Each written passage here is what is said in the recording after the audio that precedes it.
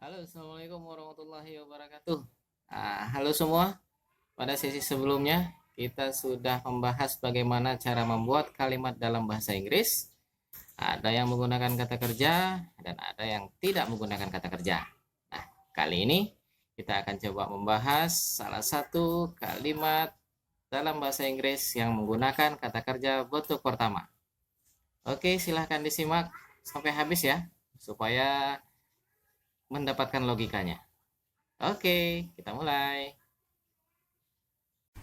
Salah satu penggunaan kata kerja bentuk pertama adalah untuk menggambarkan aktivitas yang dilakukan sehari-hari atau untuk menggambarkan aktivitas yang rutin dilakukan.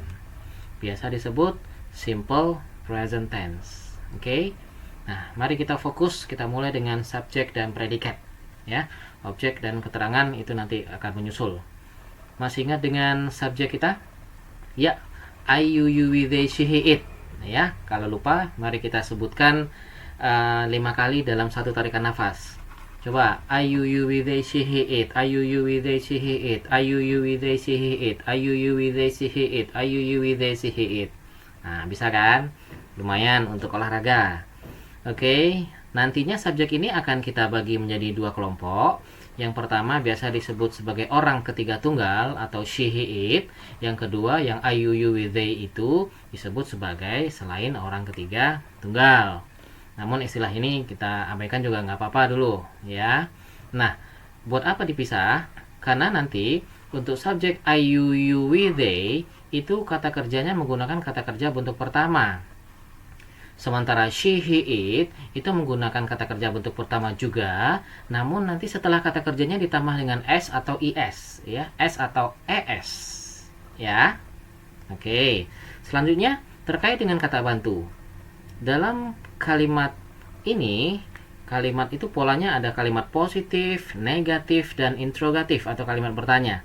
Nah, untuk kalimat negatif dan interrogatif atau kalimat bertanya akan menggunakan kata bantu. Untuk subjek I, you, we, they, kata bantunya itu adalah do. Sementara untuk she, he, it, itu kata bantunya adalah does. Tapi menurut Mr. Yu, nah, ini dinosaurus ini nenek moyang ya. Nenek moyang kata bantu itu sebetulnya adalah do. Ya, nenek moyang kata bantu adalah do. Maksudnya apa sih? Mari kita lihat. Kita lihat ke contoh ya. Oke, kita bikin contohnya dengan menggunakan kata kerja pergi, go, went, gone, going. Ya, sekarang kita memakai go. Contohnya, mereka pergi ke sekolah setiap hari. Fokus ke subjek predikat ya, mereka pergi. Mereka apa? Mereka itu they. Pergi, go. Selesai? Selesai. Terus, negatif? Mereka tidak pergi. Mereka apa? Mereka itu they, tidak not, pergi go, berarti they not go. Sudah selesai? Belum. Ingat ya, not dalam konsep simple present itu tidak bisa berdiri sendiri. Nah, coba bayangkan kalau seandainya kita punya adik kecil, dia tidak bisa berdiri sendiri, tapi dia harus berdiri, dia pengen berdiri. Apa yang kita lakukan? Bantu, kita harus bantu. Demikian juga dengan not dalam simple present. Karena dia tidak bisa berdiri sendiri, maka kita harus bantu. Siapa yang bantu? Yang bantu adalah kata bantu. Kata bantunya apa? Do. Makanya kalimat negatifnya adalah they do not go to school every day. Oke. Di sana kenapa muncul kata bantu? Lalu kemudian kalimat interrogatif atau kalimat pertanyaannya gimana? Iya, apakah mereka pergi ke sekolah setiap hari? Atau apakah mereka pergi? Nah, mereka, they, pergi, go. Ambil aja ini. Lalu gimana caranya? Apakah gimana? Apakah menggunakan what? Tidak. Apakah mereka pergi? Untuk kalimat interrogatif ini hanya memindahkan do ke depan saja. Jadi, do they go? Apakah mereka pergi? Do they go to school every day? Apakah mereka pergi ke sekolah setiap hari? Kalau dijawab berarti yes, they go katanya. No, they don't go. Kenapa yes they go? Karena diambil dari kalimat positif. Kalau yes kan, yes they go. Kalau negatif, no They do not go. Tapi ini nggak lazim ya, jangan seperti ini. Go-nya kita ganti dengan do, kita ganti. Jadi yes they do dan no they don't. Gitu kira-kira. Oke, sekarang kita lanjut. Bagaimana kalau seandainya untuk subjek she, he, it? Hampir sama, ada berbeda sedikit. Dia, perempuan, pergi. Jadi she go. Ya kan? Nah, seperti yang kita sampaikan di awal tadi, untuk she, he, it atau orang ketiga tunggal, itu kata kerjanya ditambah dengan s atau is. Jadi berarti she goes. Selesai. Negatifnya, dia tidak pergi. Berarti she not goes. Ya kan? Nah, kembali seperti tadi, ingat dalam konsep simple present, not tidak bisa berdiri sendiri, makanya harus dibantu. Siapa yang kata bantu? Kata bantunya adalah nenek moyangnya dulu muncul. Do, nenek moyangnya kan do. Tapi kita nggak bisa pakai do kalau untuk she, he, it. Kenapa? Di awal tadi kita sampaikan bahwa untuk she, he, it kata bantunya adalah does.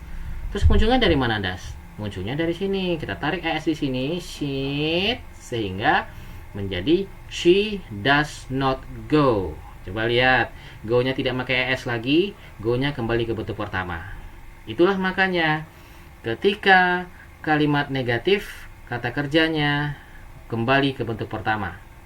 Ya, yang menggunakan s atau is itu hanya di kalimat positif saja. Begini logikanya ya. Jadi kata bantunya sudah dibantu oleh is yang pindah ke sini. Ya. Oke, demikian juga dengan kalimat tanyanya. Apakah dia pergi? Dianya she, perginya go. Apakah dia pergi ke sekolah setiap hari? Kita hanya meletakkan kata bantunya ke depan. Menjadi does she go? Yes, kalau menjawabnya she does. No, she doesn't. Oke. Kesimpulan. Mari kita lihat. Yang pertama, kata kerja bentuk pertama itu digunakan salah satunya adalah untuk menggambarkan aktivitas yang sifatnya rutin atau aktivitas sehari-hari. Biasa disebut simple present tense. Yang kedua, kesimpulannya adalah untuk subjek I, you, we, they, ini polanya kalimatnya. Positif, subjek tambah verb one, negatifnya do not, bertanyanya do dipindahkan ke depan atau kata bantu dipindahkan ke depan. Untuk she, he, it, polanya sama, tapi untuk positif, kata kerja bentuk pertama ditambah s atau is. Dan ketika kalimat negatif sudah muncul kata bantunya, karena not tidak bisa berdiri sendiri di sini, maka kata kerjanya kembali ke bentuk asal, tidak ditambah s atau is lagi. Untuk kalimat bertanya, sama, kata bantu pindahkan ke depan. Ini contohnya ya, they go, they do not go, untuk kalimat negatifnya, do they go, untuk kalimat bertanya. She goes, she doesn't go, dan does she go. Lihat jawabannya ya. Oke, terdapat beberapa keterangan waktu untuk karakteristik kalimat rutin. Ada every ya, every bisa every day, every night, every month, every year, dan lain-lain. Tinggal tambahin aja. Ada always, kemudian ada often, ada once a ya, sekali dalam sehari, once a day, once a week, once a year, twice in a day, twice in a year, 2 kali dalam, atau beberapa kali dalam nih, 3 times in a day, 4 times in a year, sometimes, ever, never, dan beberapa keterangan waktu lainnya. Oke, demikian saja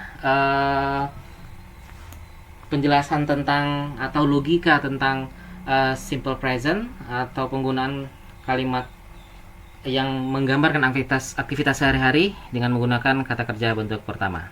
Sampai jumpa di sesi berikutnya. See you.